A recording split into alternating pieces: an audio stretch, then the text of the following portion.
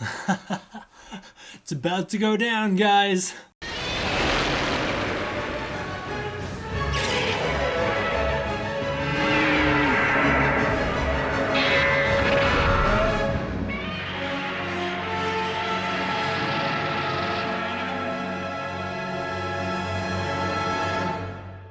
What's up, everybody? D-Man back. Welcome to a brand new video, and today we're going to be doing my review for Godzilla Singular Point Episode 5, this one titled Theorist. Spoiler warning for the episode. I should probably start saying that at the start, considering I spoil everything in my reviews. It's a TV show. What am I supposed to do, not spoil each episode when I review it? That doesn't make sense. The episode starts out with a rescue attempt on the two fishermen we saw at the start of the last episode. Previously, I thought they were going to be attacked by Titanosaurus. In this episode, it's revealed they're being attacked by Manda, but not one Manda. There's three Mandas, and you actually see them swimming under the water in the intro. There's like three of them. I just thought it was like three different rows of Godzilla dorsal plates heading into the mainland. Kind of like a Godzilla vs. Kong shot, but I guess it's three different Mandas, which is cool. So they kind of do this big like Shin Godzilla tail attack thing where the tail whips up out of the water and attacks this helicopter. They are later on able to rescue the two dudes, but they don't do it in the intro sequence. Meanwhile, Yun, Havel, and Kai are all looking for Anguirus. They stumble across two hunters along the way, and they eventually discover him. But also at the same time this is happening, Yun is supposed to be having a text conversation with Mei. So I'm wondering if Mei is like texting an AI that's filling in for Yun, or if it's actually him, and the timeline isn't exactly matching up the way that I would think it was.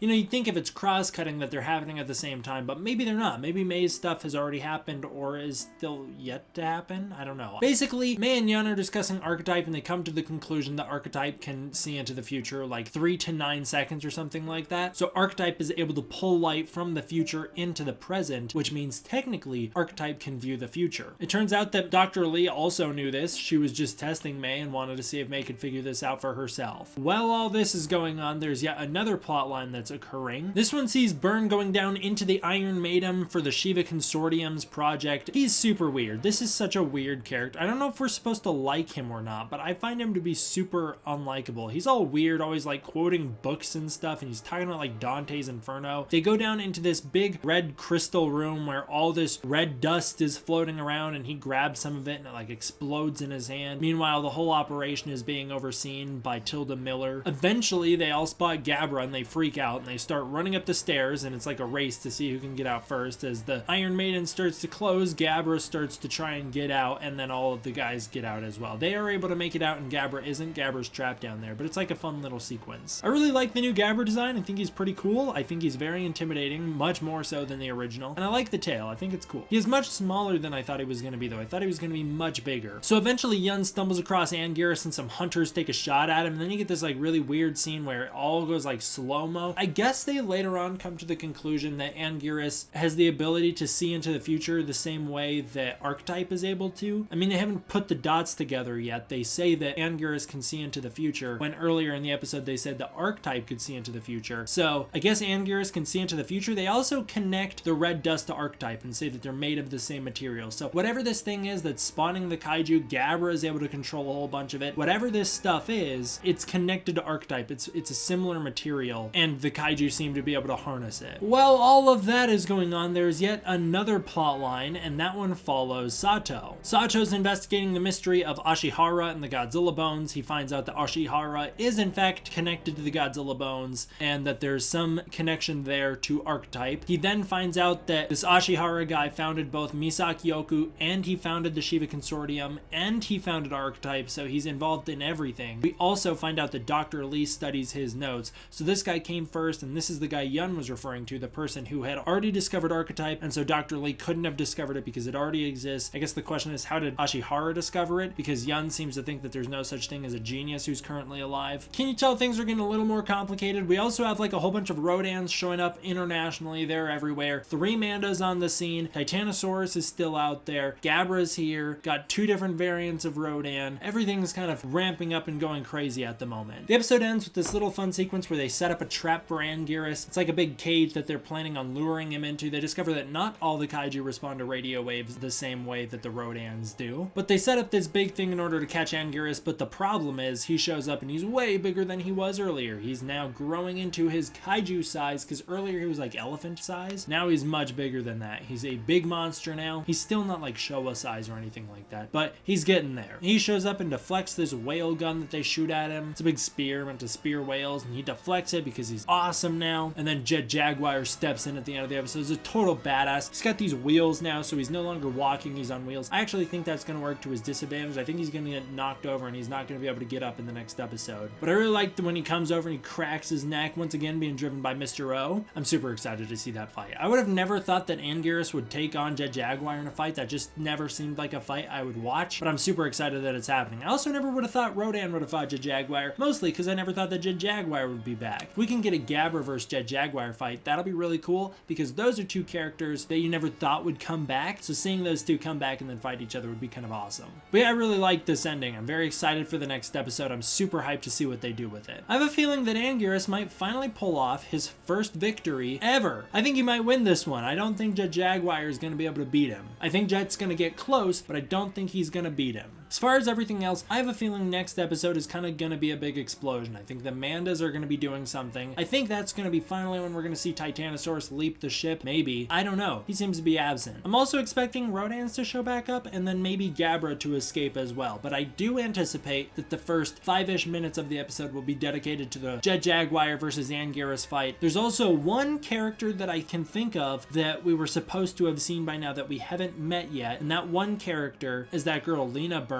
She hasn't shown up yet. She's supposed to be the daughter of that weird dude. She's not here yet. Oh, also I forgot to mention this episode we also see Yuki Kaneko. She's back and she's talking to Michael Stevens. So she's like, yeah, my country, whatever country, I think Japan. She's like, my country's interested in the Shiva Consortium and Archetype and we're gonna fund you. Yeah, there's a lot happening.